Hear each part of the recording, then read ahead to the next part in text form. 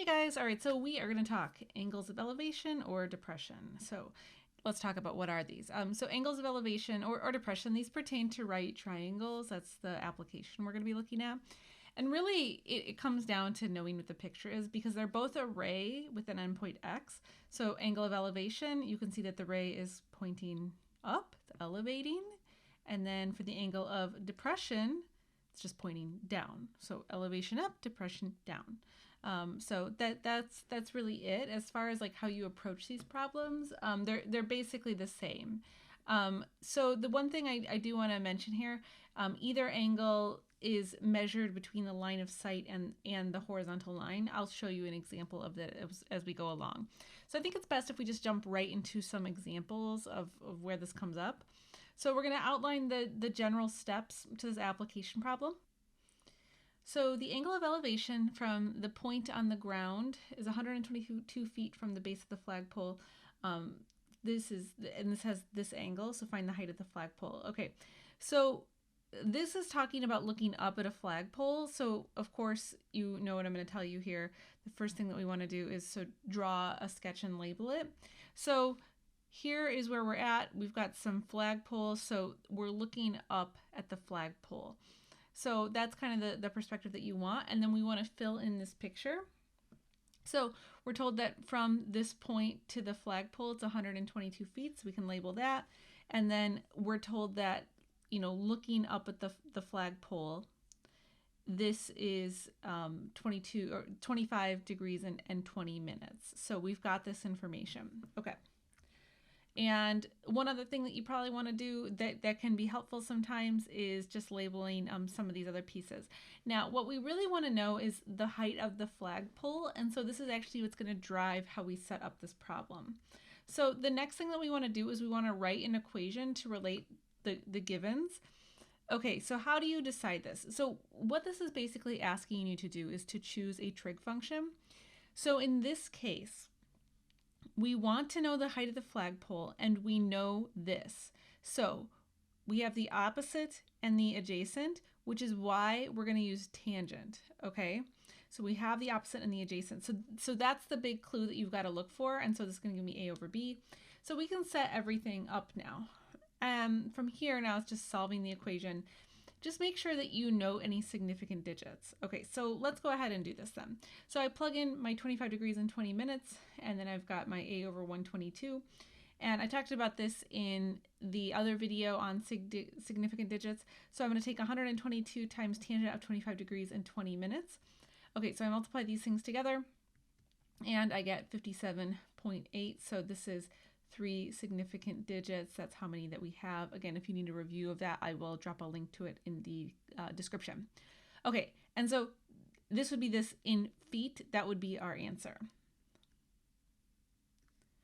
Okay, so let's pivot now to something that might look a little bit different. So a 14-meter fire truck ladder is leaning against a building. So what is the distance that the ladder goes up the wall if the ladder makes an angle of 42 degrees and 25 minutes with the horizontal? Okay, so this picture is kind of important because it might seem tricky. So I've got the fire truck and then the ladder coming out of the fire truck. So it's going against a building, but we're not being asked to find the entire height of the building. So this is kind of this little caution I gave you earlier. When you are dealing with this like angle of elevation like we are here, you're always thinking of this from the line of sight. So from the line of sight, if I just go all the way over to the wall, this is the portion of the wall that we can figure out, if that makes sense. Okay, so here's our situation, kind of a sketch of it. And just to fill this in a little bit more, I know that the ladder, we already said, is 14 meters, and then this angle here is 42 degrees and 25 minutes. So I would recommend, just to see how you're doing with this, pause here, see if you can figure out which trig function you should use, and then try to finish this one. Hit play when you think you've got it. Okay, so I am going to use sine of A equals opposite over hypotenuse. I can't speak today. Okay, so opposite over hypotenuse. Why? Because this is what I'm trying to figure out, the distance that the ladder is going up the wall, and then I'm given this. So this is going to be the trig function that best works with the information that I have. I don't know this down here, so it would not make sense to use like tangent in this case. Okay, so now I can fill in the information that I know, and then I can solve for d. So I've got 14 times sine of 42 degrees and 25 minutes. And so then this comes out to my distance in this case is going to be 9.443 meters. So as always, remember your significant digits. We've got 4 significant digits, so I needed to bring this out to 4 decimal places. And just one more example to go through. So I've gone through 2 angles of elevation. Now let's talk about an angle of depression. So a company safety committee installs a floodlight to illuminate the exit of a building. So it looks like this. So I've got, it's a terrible drawing, but you've got the light pole here, and it's going to shine a light such that it will shine directly in front of the exit. So that's kind of what we're trying to get to. So from the light to the exit, we are given this information. This is 53.27 feet, and the height of the light pole is 40.32 feet. So this information is given to us, and we want to find what is the angle of depression, and we're going to find this to the nearest minute. Okay, so let's go ahead then and do this. So the question here is, what trig function do I want to use? Sine, cosine, tangent. Maybe you want to pause for a second to think about it.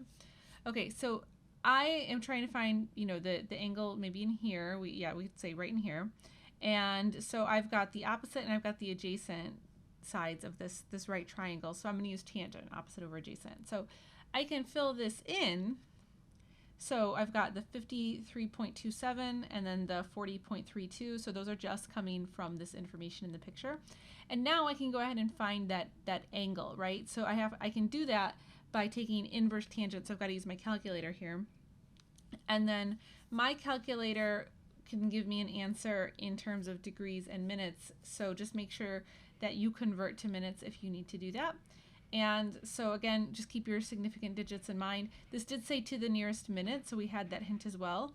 But you'll also notice I've got 4 significant digits for both of these, and then this is also 4 significant digits. So that's all just, you know, aligning with what you're supposed to do with significant digits. And so otherwise, that is it. I just went through 3 examples, so hopefully that kind of clears up what this is. And otherwise, I will talk to you guys next time.